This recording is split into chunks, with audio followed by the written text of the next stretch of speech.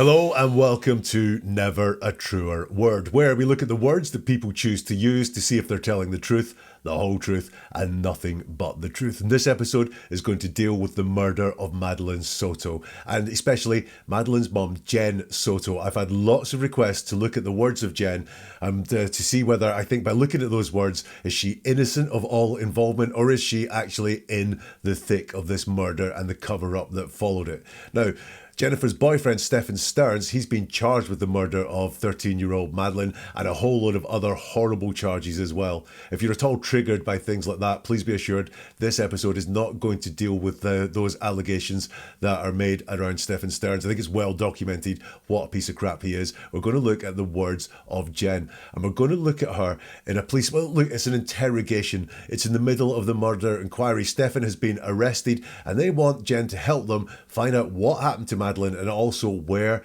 Madeline is. So what are her words going to reveal as she speaks to these guys in a high pressure situation? It's something we don't get the chance to see often. We're right at the heart of a missing person operation. Now, the pressure is on Jenn to help here. They put a lot of pressure on her, so her words are going to be very revealing, and that's what we look at on this channel.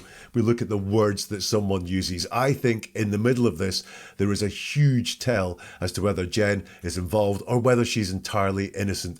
There are several possibilities at play here. Jenn could be completely unaware of anything that was going on, unaware of the murder, unaware of the cover-up too, either through denial, stupidity, or just sheer naivety as well. She could be involved in it. She could have helped, she could have abetted, she could have aided. We'll see if the words suggest that. Or Jenn could be another victim of Stephan Sterns. It could be that she is a victim of circumstances and a victim of a really horrible person here. That's what we're going to try and find out. What do we think is possible? What is most possible as we listen to the words that Jenn uses in this police interview interrogation? I always want to give you some tips of things to listen out for. So during this, listen out for contradictions. Does Jenn say one thing and then say something that completely contradicts that? Have a listen. I think you will see some things like that. But what are they about? Why are these contradictions happening?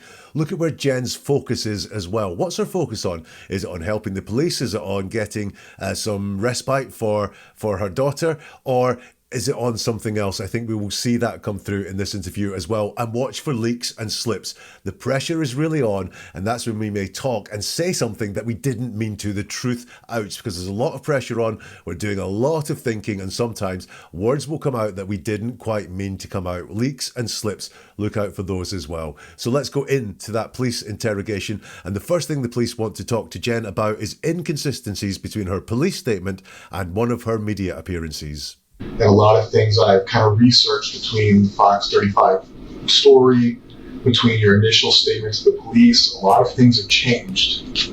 The initial statement to the police was you watched her get dressed, you watched her leave, you knew exactly what she was wearing. Can I tell you Absolutely. my thought process on that, or where I came from with that? I was handed this form, and I'm like, where do I start? What do I write? And somebody said, tell them what you saw. And so I started with I saw. And then I wrote out what I wrote out. But it wasn't until later I was like, wait, I didn't see her. I assumed that I saw her. I assumed that I heard her. But I didn't. In reality, I didn't see her. I only saw him. And I heard something in the kitchen, but I don't know who that was. So right away, I've got a lot to worry about here. She's asked about these discrepancies, the discrepancies between the Fox 35 story and the initial statements to the police. And she says, can I tell you my thought processes or where I came from with that? So right out the bat, she's talking about her thought processes. So her response to this, there are discrepancies between your statements. She doesn't say, can I tell you why that happened? She doesn't say, let me clear that up for you. Let me say why this went on. She says, I'm going to talk you through my thought processes. Or where I came from with that. So one of the two things here, she's either going to give us the thought processes or where I came from with that. So straight away, I'm saying, what is going on here? Why isn't she just saying it straight and saying why these discrepancies happened? Why is she going to set the story, set the scene and say, look, to answer that, I've got to give you my thought processes or where I came from with that. That was the first red flag for me. And then there are so many here. See if you can spot some. I was handed this form and I'm like, where do I start? What do I write? And somebody said, tell them what you saw. And so I started with what I saw and then I wrote out what I wrote out. But it wasn't until later I was like, wait, I didn't see her. I assumed I saw her. I assumed that I heard her, but I didn't. In reality, I didn't see her. I only saw him and I heard something in the kitchen, but I don't know who that was. That is wall-to-wall red flags for me. So when she's talking about why there's discrepancy between what she said in the media and what she told the police, I got so many red flags. And we have to ask, why so many red flags? Why so many data points that something is going on here? Let's look through some of those red flags. Very passive. I was handed this form and somebody said, tell them what you saw. So this is her being passive and almost taking the blame away from herself if you look at it. I was handed this form, so it wasn't me. Someone gave me a form and somebody said, tell them what you saw. So she's putting the blame here and all the actions here are somebody else's that instigated this. It's somebody who handed her the form and this somebody said.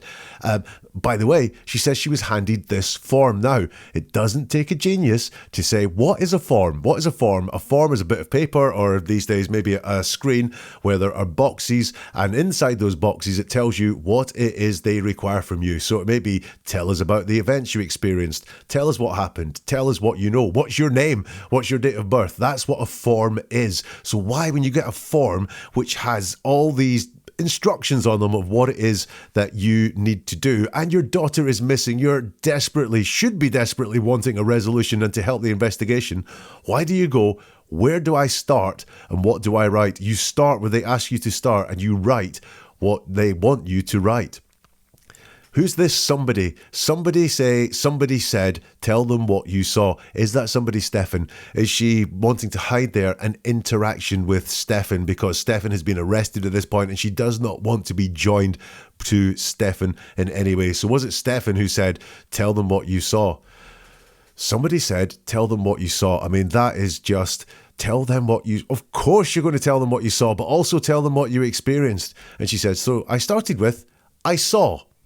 And then I wrote out what I wrote out. Now, what would we expect here? I started with, I saw, and then I wrote out what I saw. But her explanation for these thought processes, what happened here, her explanation there is, I wrote out what I wrote out. Doesn't cut the mustard, does it? She makes a lot of assumptions. I assumed that I saw her.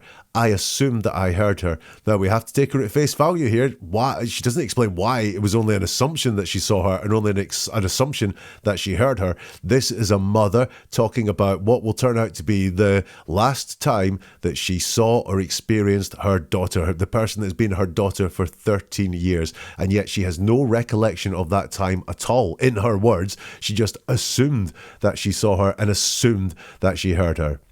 Then she says, in reality, I didn't see her. I only saw him and I heard something in the kitchen. This is an interesting passage. I kind of believe that in reality, I didn't see her. I believe more, maybe in reality, I didn't experience her, as in Madeline wasn't alive and getting ready for school as would happen on a normal day. In reality, I didn't see her. I only saw him and heard something in the kitchen. Now, this doesn't match up. I heard something in the kitchen, but I don't know who that was. So it starts off talking about a thing and finishes off talking about a person. I heard something in the kitchen. I didn't know what that was. What that was would be more natural English. Or I heard someone in the kitchen, but I didn't know who that was. Those two would match. But she heard something in the kitchen and she didn't know who that was. She refers to Stephan Sterns as him here. Now, is that an attempt to distance herself? I think we may have already seen that with this somebody. The somebody that she was closest to on that day at that time was Stephan Sterns. So is that what she is doing there?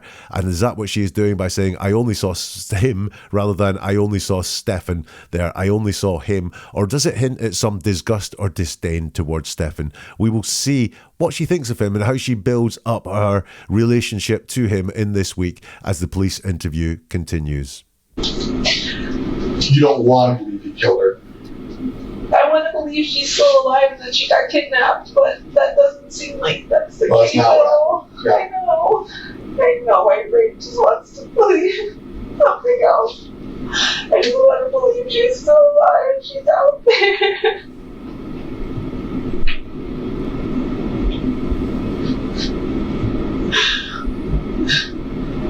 Did he tell you he fucked up? No. He acted so normal that day. He was like, I'm so impressed. We got out of the house so early. Like, she made great time. We had so much time to go to McDonald's, but she didn't want to. His story was so fun. Like, every detail was so believable. He's just been lying this whole time. Like, Wow. Quite hard to hear some of the words and make out some of the words there, so let's look at them. She is asked by the police guy, you don't want to believe he killed her, and Jenn replies, I want to believe she's still alive, that she got kidnapped, but that doesn't seem like the most. There's some crosstalk and an interruption, and then Jenn continues, I know, I just want to believe something else. I just want to believe she's still alive, she's out there. Interesting use of language there. 3 times she gives us the concept of wanting to believe she's still alive, want to believe something else, want to believe she's still alive are the 3 instances of that. And if you break down the literal meaning of wanting to believe, that means you don't believe. You want to believe. That's what you want to believe, but you do not believe that. Otherwise, you would say, I believe she's still alive. I believe something else. I believe she's still alive. And that's not what Jenn said. She wants to believe. So there's an indication there at this point. She knows this murder has happened because she cannot believe of anything else. The police guy says to her, did he tell you he fucked up? Did he tell you he fucked up? And Jenn's response is no, which would be a perfect answer. It would be a very honest and reliable answer if she left it at that. Did he tell you he effed up? And she says no.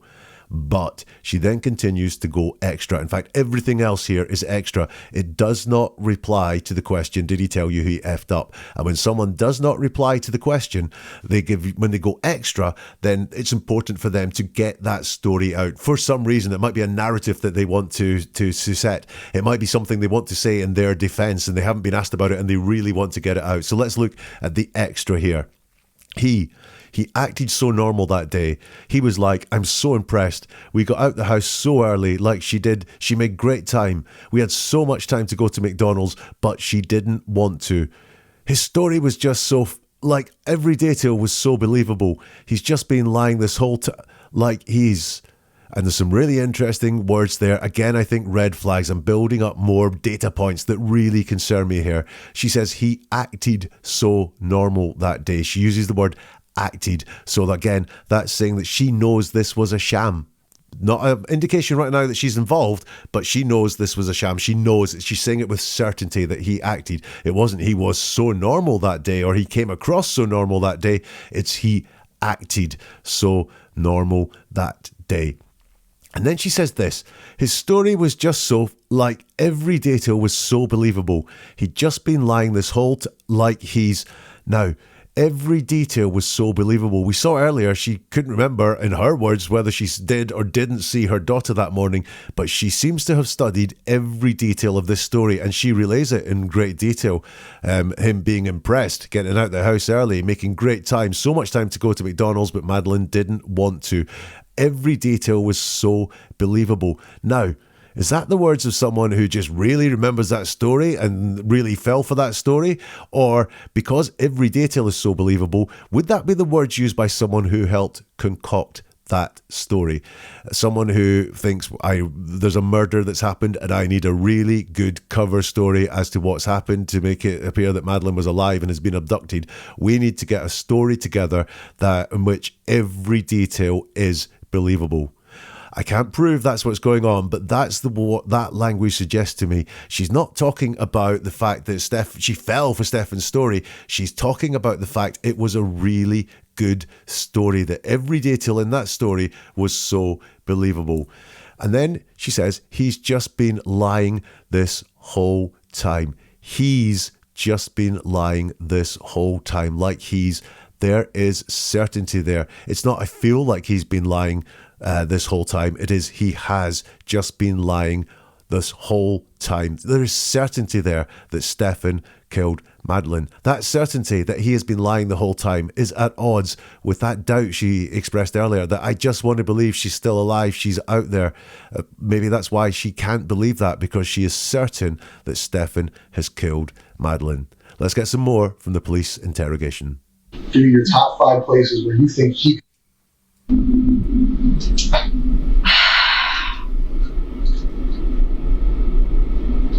In this area? Doesn't have to be this area. No, I know. Anywhere you want. I'm saying, in this area, I have no idea. Orlando, Kissimmee, no idea where he could have taken her. But his trip to Northport is weird as fuck. I feel like in Northport, he knows more people. He has more friends. There could be a place, and somewhere there he could have stashed her. You guys said he went into a storage unit. That would be another place to look. But there's plenty of woods around his house. Around that exit is kind of secluded.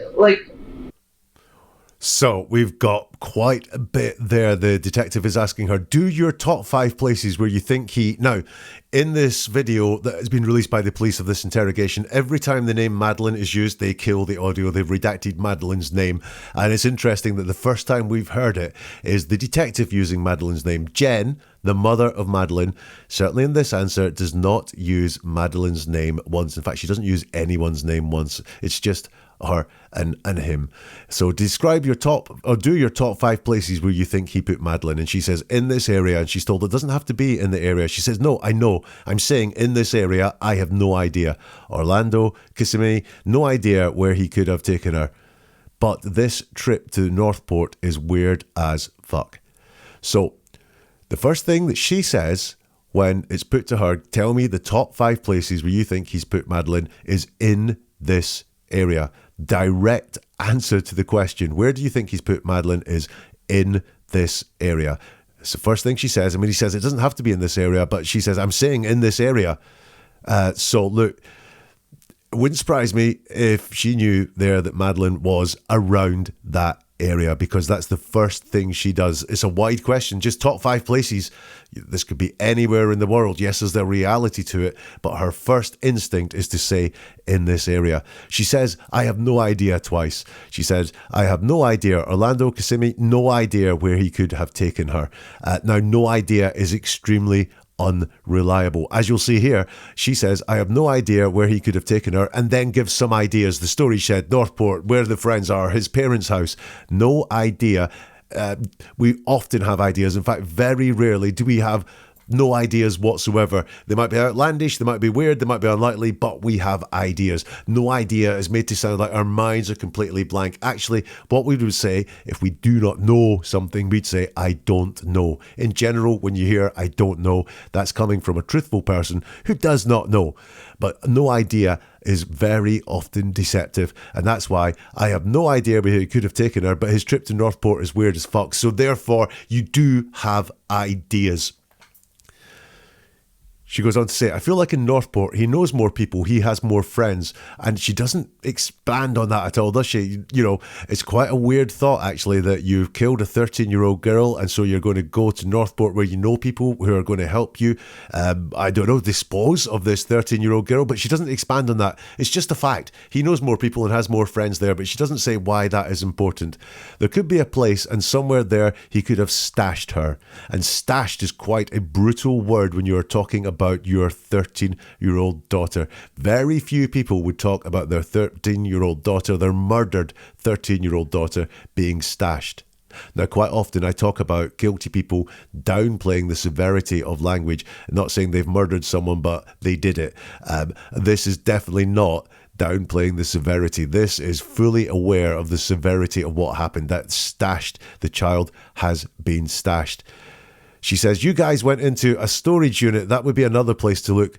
Well, thanks for your help. I do not think the police would have thought of that without your help. So again, she's saying she has no idea, but now storage units is another place to look. She carries on, but there's lots of woods around house, and that exit is kind of secluded like. So there, again, this is all about going away to Northport, which is further away than the immediate area. So in this area, actually, she talks about things that are far away from this area. Is she trying to throw the police off the scent here? Or is she trying to be so wrong with what she's saying that people are going to go, oh, she must have known nothing about this because she said it wouldn't be in this area, it would be far away. And reality is that the child's body was in this area. I'm interested in why she's volunteered that there are plenty of woods around this house. She wasn't asked to go for wooded areas, it was just wherever. And yet she said there's plenty of woods around this house. Keep that one in mind because we are going to come back to that in a bit. There is something that Jennifer says in this interview that really makes me very conclusive about is she innocent or was she involved? And it's in this clip here. I have no idea because roommates come in and out of the house at any given point in the morning and we don't know their schedules. They can come in at any time. Did you spot it? We will look at that in the second half of this analysis. If you're enjoying this, the like button helps this get to more people. I know a lot of people are interested in the murder of Madeline Soto and Jenn's words. If you press that like button, this helps this get to people who are interested in that on this platform. You could share it with them as well. For every share I get, I am tremendously grateful. Thank you. If you want more episodes like this, you can press the subscribe button on YouTube or the follow button on Spotify. That means you will get the regular analysis as soon as it lands. But if you want to be even earlier than that, if you become a member of the channel on YouTube or a subscriber on Spotify, you will get the analysis episodes before anyone else. You get a chance to see them first, and you will also get bonus exclusive content too. And I'm always interested in your thoughts. Where are you at so far? Let me know in the comments if you can, or you can get in touch on social media. All the links are in the show notes. Let's go back to that interrogation and more from Jenn. So I need you to sit down and think about it. Whether you need a minute, we're not in this room, whether you want to do it with us in this room, we need to leave here with an idea of where we can go look. That is one thing we can agree on. I've sent you the list of the stores that he may have stopped at and didn't stop at. The only outdoorsy places I can think of that we've ever gone to that he would know about would be Shingle Creek or Kissimmee Trail.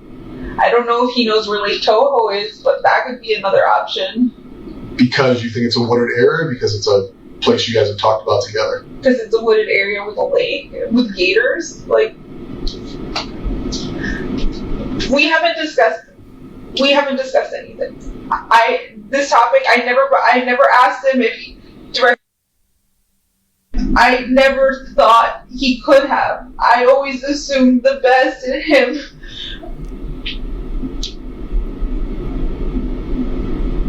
But I didn't ask him directly. I didn't even suspect that until you guys showed me that picture upstairs. We're here.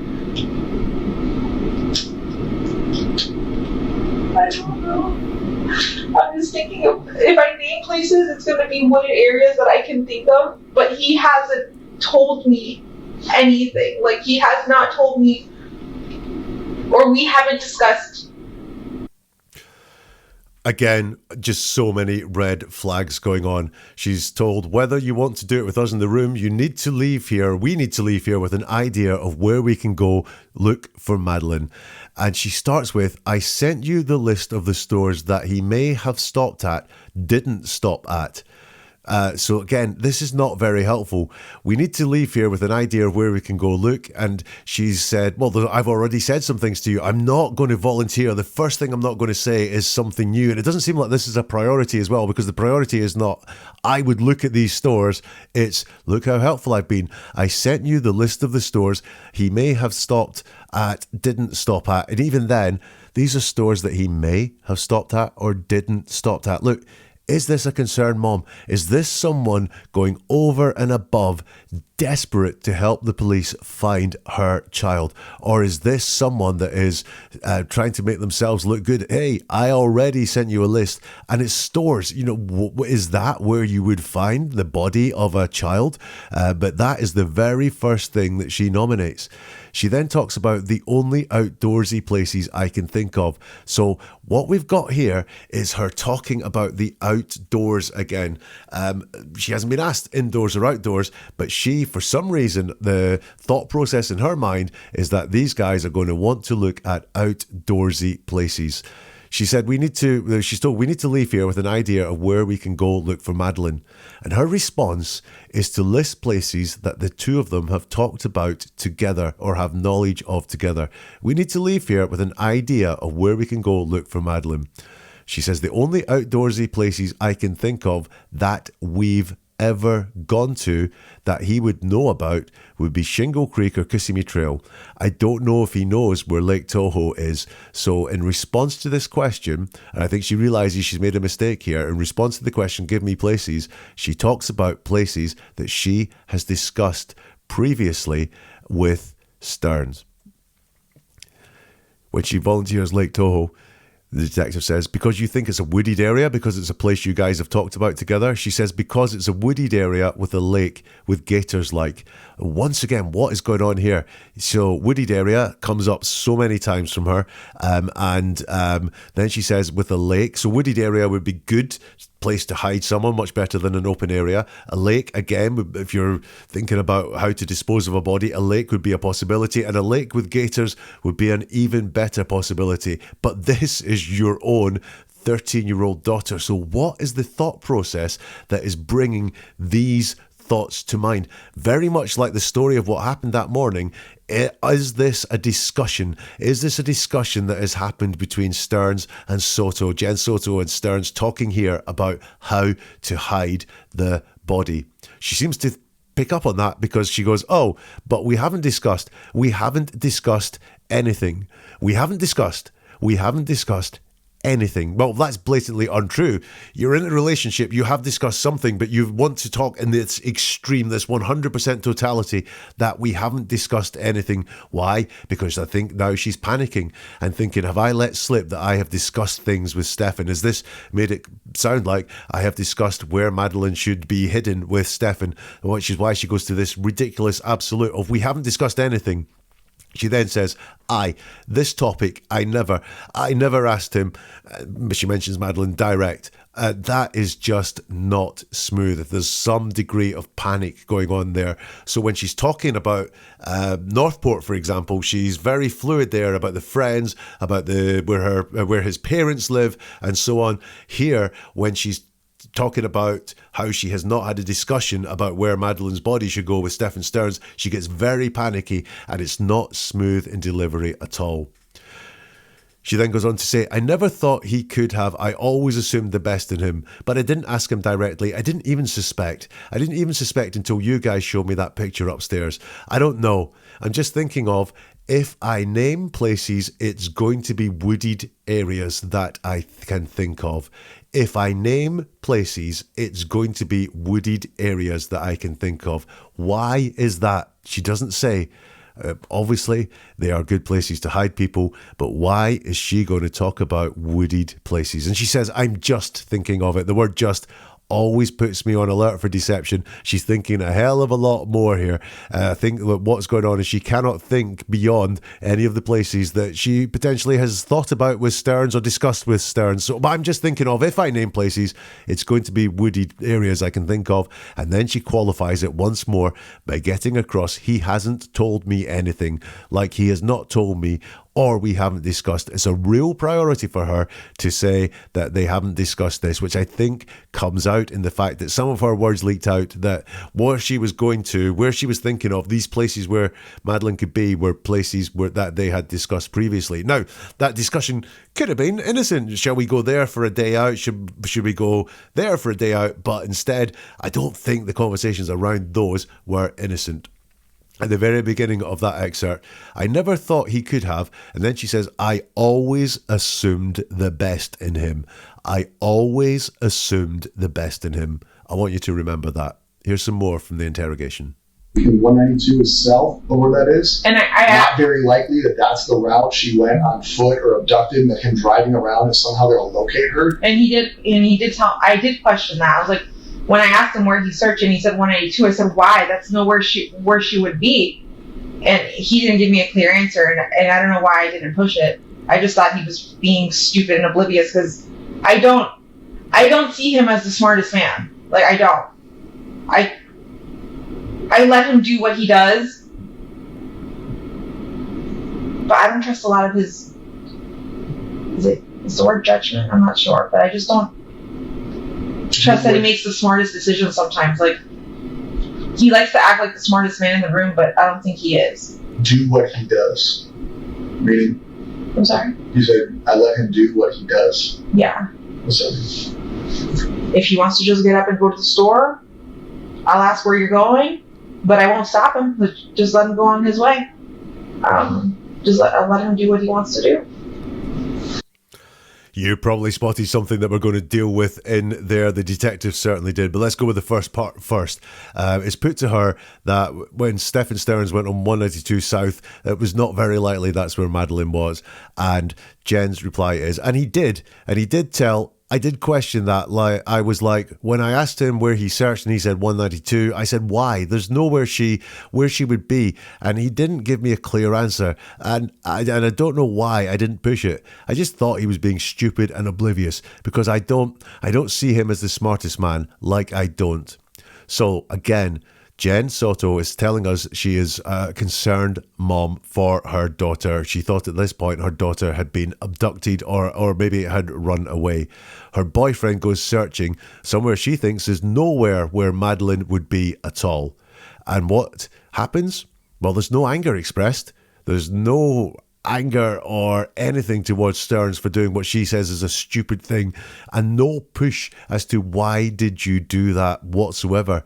She says that when she asked, he didn't give me a clear answer. Very interesting, because she doesn't say what the answer was. She just takes away this, she didn't get a clear answer. It's very, very vague there. Yeah, interesting as to why she didn't expand on that, potentially because it didn't happen. And she talks about, I don't see him as the smartest man. I don't. Now, remember I said victim was one of the possibilities that was happening here. Are those the words of a victim? I'm not so sure they are. She says, I let him do what he does, but I don't trust a lot of his. Is the word judgment? I'm not sure. But I just don't trust that he makes the smartest decisions sometimes. Like, he likes to act like the smartest man in the room, but I don't think he is. So, she says, I don't trust a lot of his judgment. So, very explicitly, she doesn't trust a lot of his judgment. And I don't trust that he makes the smartest decision sometimes, which is very much at odds with what she said earlier, which was, I always assumed the best in him. Well, no, you didn't. You don't trust his judgment, and you don't think he makes the smartest decisions, but you always assumed the best in him. I'm not so sure you did. Again, we've got this, I don't trust that he makes the smartest decisions. He likes to act like the smartest man in the room, but I don't think he is. Now, I've got some things going on there. Again, is that the word of a victim of someone? Is that how a victim would talk about the person victimizing them? I don't trust that he makes the smartest decisions. He likes to act like the smartest man in the room, but I don't think he is. There's another possibility going on here. At the time of this interview, Sterns has been arrested because he has been so dumb. There's enough evidence to arrest him. Jenn might be getting a hard time from the police, but she's free to come and go as she wants. Is that what she's referring to there? Is it the fact that he's been really, really stupid and got himself arrested, and yet she is maybe thinks of herself as the smartest person in the room? Interesting. She just certainly doesn't trust him. She doesn't trust him. I just don't trust that he makes the smartest decisions. There's no trust there. And then it's that line, I let him do what he does. Stern has done some horrible, horrible things to her daughter. But she uses the phrase there, I let him do what he does. I'm going to talk some more about that because the detective says, does what he does, meaning, and Jenn says, I'm sorry. Now, this is a question to a question. Do what he does, meaning, and she says, I'm sorry. I think there she potentially realizes that she said something not very smart. I let him do what he does. And so she needs some thinking time to compile an answer in her head. She's not quite ready to talk yet, so she stalls for time by asking him to repeat what he says, pretending that she does not understand what is there. The detective says to her, you said, I let him do what he does. And she now qualifies this statement. She says, yeah, if he wants to just get up and go to the store, I'll ask, where are you going? But I won't stop him. I'll just let him go on his way. She mentioned store there. Second time she's mentioned stores and Stephan going to stores. There's some significance there in it. I do not know what it is, but there's some significance about stores that Stephan went to. Then she said, I'll ask where you're going, but I won't stop him. Just let him go his own way. I let him do what he wants to do. Now, let me ask you a question. Are these the words of a passive person, or are these the words of someone who's actually in control? Because she has to say that she won't stop him, she has to have the concept that she could stop him. To say that she lets him do what he wants to do, she has to have the concept that she has the power to not let him want to do, to say you cannot do that.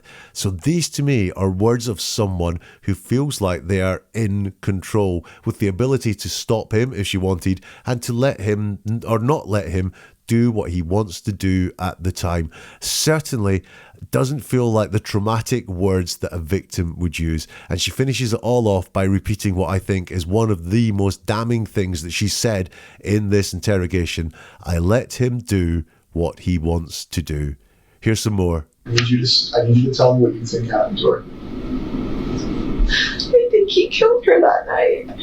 How? I don't know. Could it be possible that he drugged her?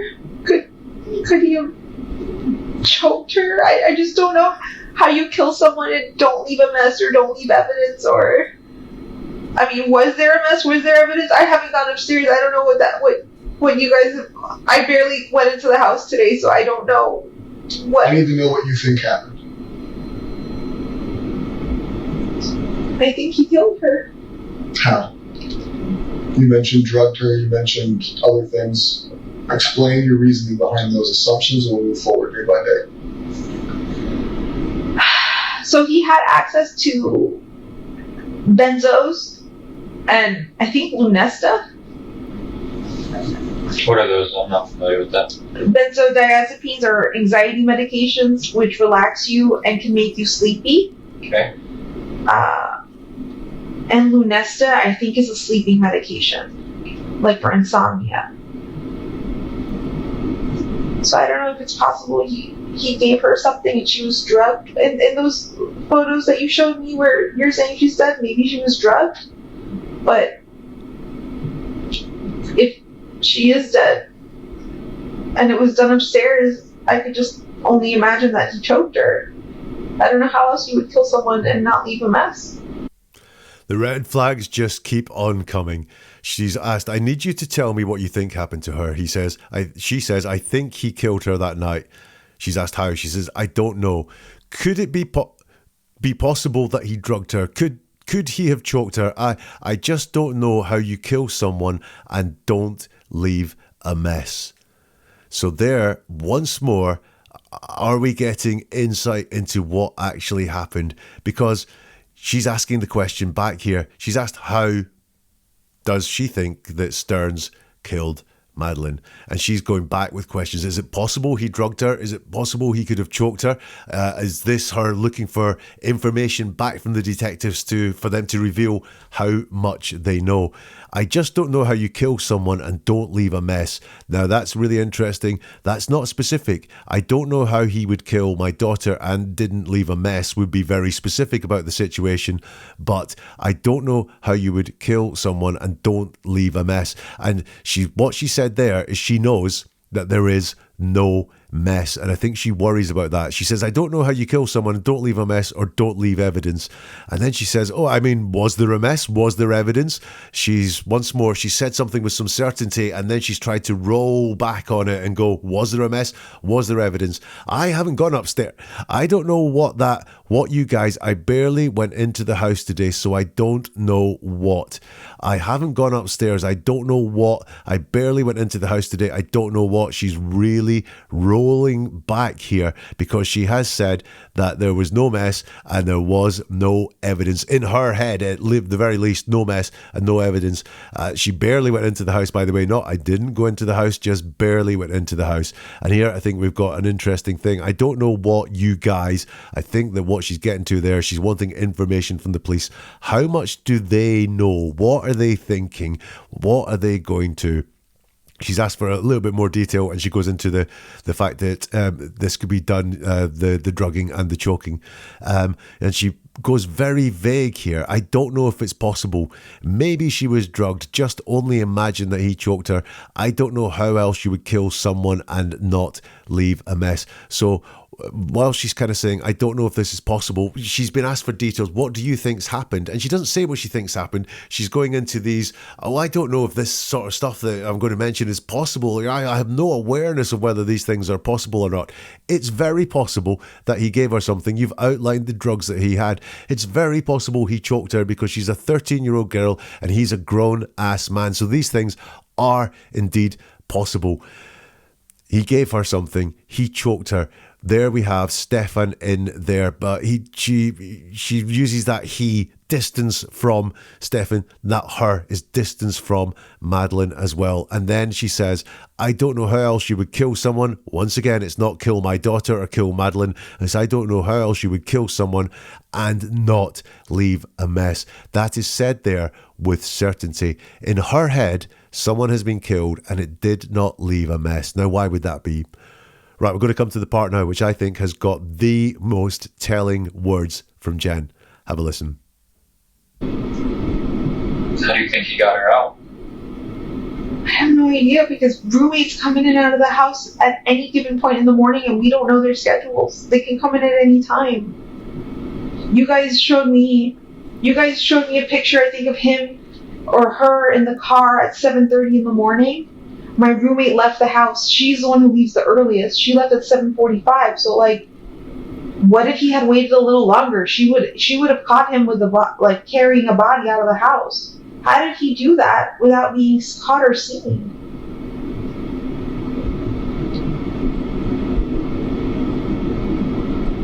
That's what I don't understand. Because, did you guys check and see if any of my neighbors have Ring cameras? Any? Nothing? She's asked, how do you think he got her out? How do you think he got her out is the question. And she starts with, I have no idea. Yeah, so I've spoken about that before. It's just not a reliable indication of no knowledge whatsoever. And then again, we've got a big, wide question here. How do you think he got her out? We could have gone to anything from, potentially it was in a bag or, in a large crate or anything like that. That could have been one way of answering that question. One could have been that there was a cover of darkness, but she goes into the logistics of getting her out of the house at a certain point in the morning. She says, I have no idea. And then she goes on to logistics times. I don't know how my roommates are coming in and out of the house at any given point in the morning. So that's about time. We don't know their schedules. That's about time. They can come in at any time. Obviously about time. There was a photo of her in the car, 7:30 in the morning. There's a time. The roommate who leaves the earliest, there's another time. She left at 7:45, another time. What if he had waited longer? Another definition of time. So she, when she's asked, how do you think he got her out, goes to the logistics, and it's well thought through in terms of the logistics, the time schedules, the gaps, the opportunities are all there. She appears to have given this at least some serious thought. So far, we have seen her words suggest she has knowledge of or has seriously considered where Madeline was, where the body was. By the way, she was found in a wooded area like Jenn suggested. How she was killed. Now, I don't know, I haven't seen anything official to say how Madeline was killed, but I have seen some reports that strangulation was involved. Once again, she was right with her guess. Guess where Madeline is, wooded area. Guess how she was killed, choked. Where she was killed, you'll notice she talks about it happening upstairs. I don't know if that is known at this point, or I don't even know if it's known now, but she is certain that the killing took place upstairs. She's certain there was no mess left, no evidence around, it's certainly in her head, and she has knowledge, or she really has considered carefully how the body got out the house. My roommate left the house. She's the one who leaves earliest. She left at 7:45. Very detailed. My roommate left the house, so she knows she left the house that morning. She's the one who leaves earliest, so that shows an awareness of everyone else who was leaving the house. And she left at 7:45. Earlier, Jenn could not remember if she saw or heard Madeline that morning, but for some reason she has really good recall of the movements of that roommate that morning that Madeline left the house. Again, we've got some of this brutal language. She would have caught him with a body, carrying a body out the house is what she says. Again, that's your 13-year-old daughter. Now, she's not softening what Stephan Sterns did. If he walked out there with a dead Madeline, it was a body. But that's some brutal language to be using. Some very, very savage language.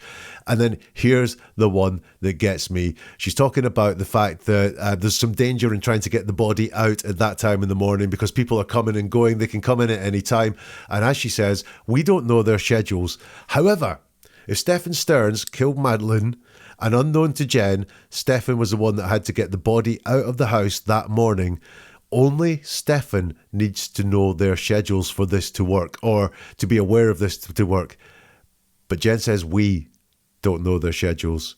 In her whole thinking around the time that this would have to happen, Jenn says she needed to be aware of the schedules to make this happen. That, to me, is extremely damning and suggests that Jenn needed to think about their schedules that morning for some reason. And she finishes all that off with another stab at finding out what the investigators know, what evidence they have, asking about the Ring cameras, and asking 3 times, did you see if any of my neighbours have Ring cameras? Any? Nothing?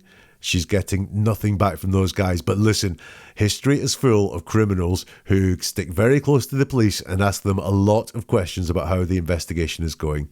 Here's the last part of this interrogation with Jenn. Thought on what happened. I think she was killed Sunday night into Monday morning.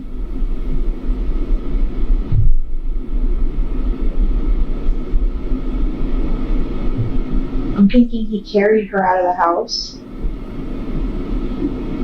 I don't know how he didn't get caught by any of my roommates or no one heard. What happened, she's asked. And she says, I think she was killed Sunday night into Monday morning. I'm thinking he carried her out of the house. So the think is, I think, when it comes to when. But what happened, I'm thinking he carried her out the house. And then she says, I don't know how he didn't get caught by any of my roommates or no one heard. So she's saying no one heard. And yet at the very beginning of all this, she says, I only saw him and I heard something in the kitchen, but I don't know what that was. So someone did hear something, Jenn. It was you. You heard something in the kitchen. As always, when I do this, it's always really interesting to look and see what's missing in the words. What would you expect to be there if this was a real mother in a lot of distress and anxious to find out what happened to her daughter? Well, missing regret. No regret for letting Stephan do what he does, or Stephan do what he does. No regret for letting this man into life. No regret for why did you not push him, or no regret for not being angry. Really no anger at all, by the way. If you notice, there is no anger towards Stephan. There's that disdain. He's not the smartest man in the room, but there is no anger. There's no disgust about the guy either, and what he has done is disgusting, but she doesn't express any disgust. And in everything we looked at, there is no desire for justice for what happened to Madeline at all. So what are my conclusions? Guys, there are too many indicators that she has knowledge of the killing for me to acknowledge that she could be completely unaware. No, she had knowledge of the killing. And to me, especially indicators that she was involved in the cover-up. She seems to have a lot of information about how the body got out the house and a lot of information about where the body was and the considerations that took place about how to get the body out of the house and considerations around where to leave the body. Far too many of them for me to say she comes across as completely innocent. There's nothing here to see. There were a few slips where she let stuff out and she is trying to create a bit of distance between herself and Sterns. I've got some questions for you though. If she knew, how deeply was she involved? Was she involved in the murder? Was she involved in planning the murder? I didn't quite see that in her words, but what do you think in what we saw? I certainly saw words that suggested she was very, very close to the cover-up for the murder at all. So is she covering up for Stephan Sterns? And by the way, another question is, was she helpful to the police or was she going as far as to be obstructive? We would expect a concerned mom whose 13-year-old daughter is missing, presumed murdered, to be bombarding the police with everything they could with care for her daughter. But was she doing that? Was she really helping the police? Or was she being more obstructive, telling them to go and look in Northport? Interesting one. Do let me know in the comments if you can on that one, or you can get in touch on social media because all the links for that are in the show notes. You can subscribe to this channel if you want to get new episodes when they launch, or you can become a member of the channel on YouTube, a subscriber on Spotify. You will get them before anyone else and you'll get exclusive content too. Please do share this with anyone. I know a lot of people are interested in missing person cases. A lot of people are interested in this Jenn Soto case as well. And if you can't do any of those, if you press the like button, that helps this get out to more people. So if you do any of those things, thank you very much. Listen, neveratruerword.com is the website where you will find more analysis videos, more podcasts as well. You can sign up for the monthly newsletter there as well if you want to get more tips on how to understand what it is that people are really saying, how to decode the words of people all around you in your life, or maybe people in the news like Jenn Soto. And you can get all the links to social media there as well. Neveratruerword.com. And we will see you soon for something new from Never a Truer Word.